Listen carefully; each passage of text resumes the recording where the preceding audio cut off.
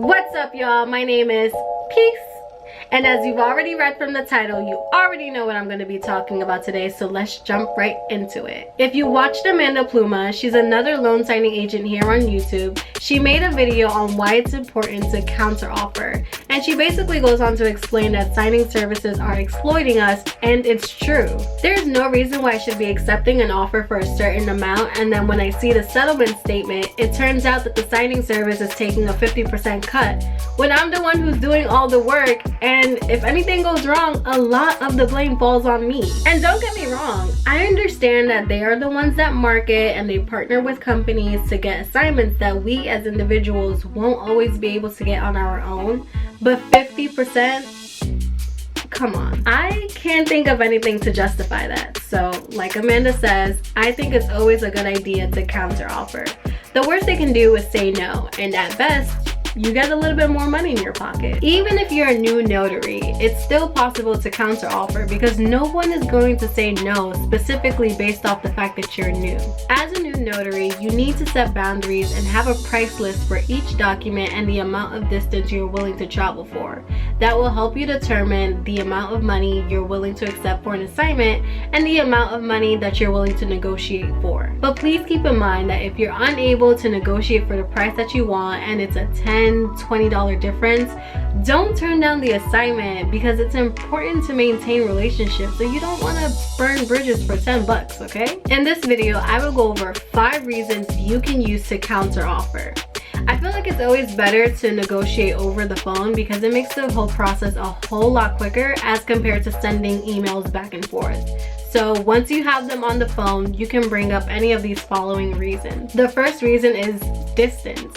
On the very rare occasion, you might find yourself traveling in upwards of 100 miles if the signing service really can't find anyone else and if the area is rural. This is an awesome way to increase the fee by at least $100 if you take into account the amount of gas you'd be burning and the amount of time you'd be spending on the road when you can spend that time completing other assignments. The second reason is the amount of signers. Think about it. The more signers you have, the longer it's going to take for you to get through the package, especially if it's a full set of documents. Some signing services don't let you know how many signers there are until after you've accepted the assignment.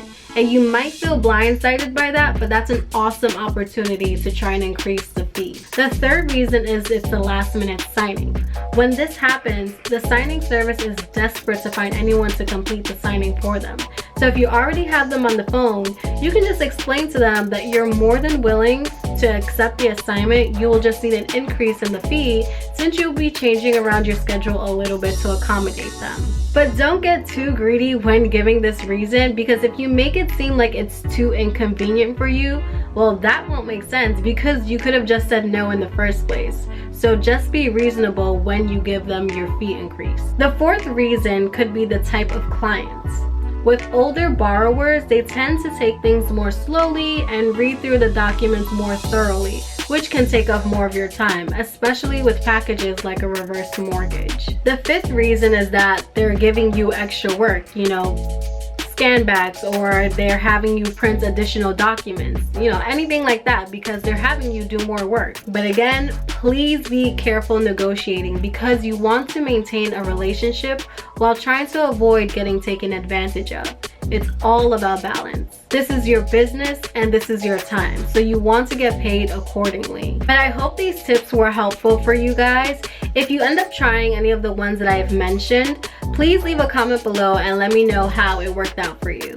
If you've watched this video up until this point, please consider subscribing and liking this video to expose this content to fellow notaries and anyone else who's interested. Thanks again, guys. Bye.